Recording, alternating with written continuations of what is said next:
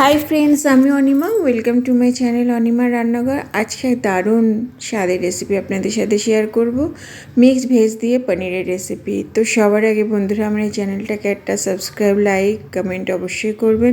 কড়াইতে আমি সাদা তেল দিয়ে দিলাম। প্রথমে পনিরগুলোকে ফ্রাই করে নেব। পনিরটা আমি বেশি ডিপ ফ্রাই করব না, হালকা ব্রাউন হলেই আমি পনিরটা উঠিয়ে নেব। দেখুন পনিরটা আমার ভাজা হয়ে গেছে। সবজিগুলো আমি সব একে একে ফ্রাই করে নেব। সবজিগুলো আমি সব কেটে ধুয়ে রেখে দিয়েছি।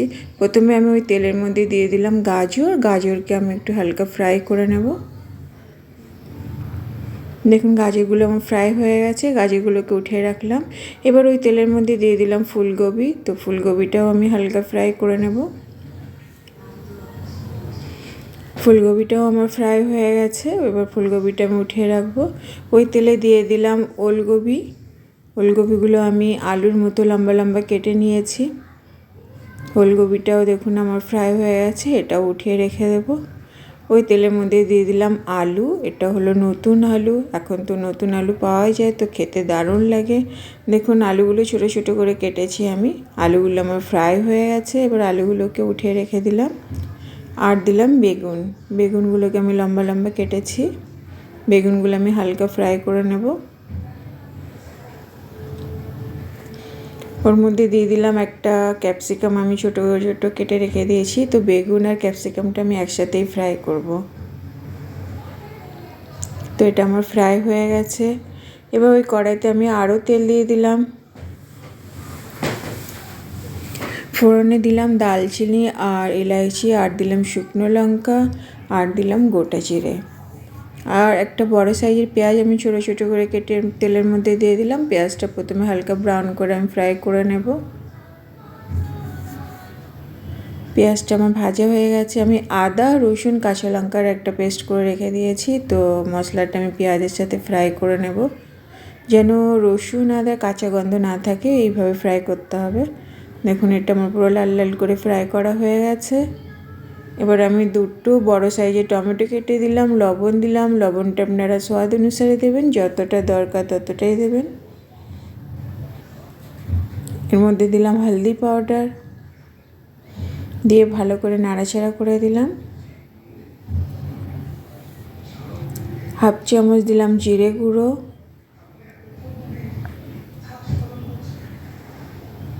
আর দিলাম হাফ চামচ লঙ্কা গুঁড়ো পাউডার, দিয়ে এবার মশলাটাকে ভালো করে কষাতে হবে। এবার এর মধ্যে আমি মটরশুঁটি দিয়ে দিলাম। তো মশলার সাথে মটরশুঁটিটা আমি 2 মিনিট ফ্রাই করে নেব।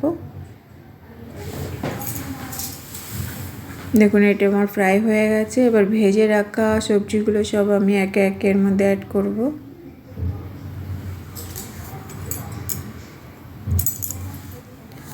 এবার গ্যাসের ফ্লেমটা এই সময় লোতে থাকবে। লো আছে, এটাকে ভালো করে কষাতে হবে।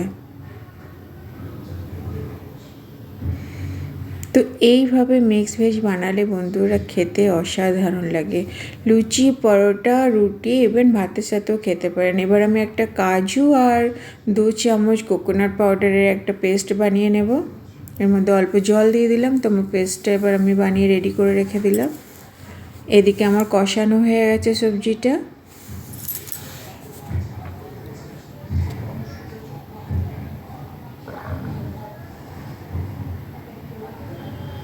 এবার কাজু আর কোকোনাট পাউডারের পেস্টটা আমি দিয়ে দিলাম। দিয়ে এটাকে আরও আমি 2 মিনিট কষাবো। এইভাবে বন্ধুরা মিক্স ভেজ অবশ্যই একবার বানিয়ে খেয়ে দেখবেন।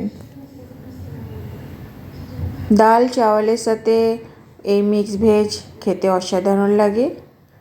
এবার আমি মিক্সিটা ধুয়ে আমি জলটা দিয়ে দিলাম। বেশি জল লাগবে না, অল্পই জল লাগবে, কেননা সবজিগুলো সব আগে থেকে ভাজা আছে। তো 90% প্রায় সিদ্ধ হয়ে গেছে। এবার আমি ভেজে রাখা পনিরগুলোকেও দিয়ে দিলাম।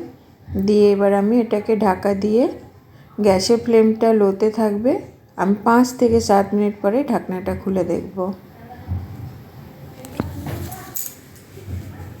দেখুন পনির দিয়ে মিক্স ভেজ রেসিপি আমার রেডি।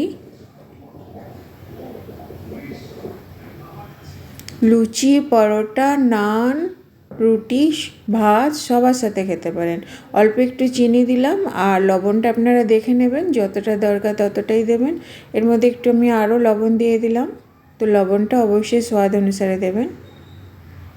দিয়ে ভালো করে নাড়াচাড়া করে দিলাম। তো পনির দিয়ে মিক্স ভেজ রেসিপি আমার রেডি। আমার এই রেসিপিটা কেমন লাগলো অবশ্যই জানাবেন। ঘরে একবার অবশ্যই ট্রাই করে দেখবেন। ওপর থেকে দিয়ে দিলাম ঘি আর দিয়ে দিলাম ধনেপাতা।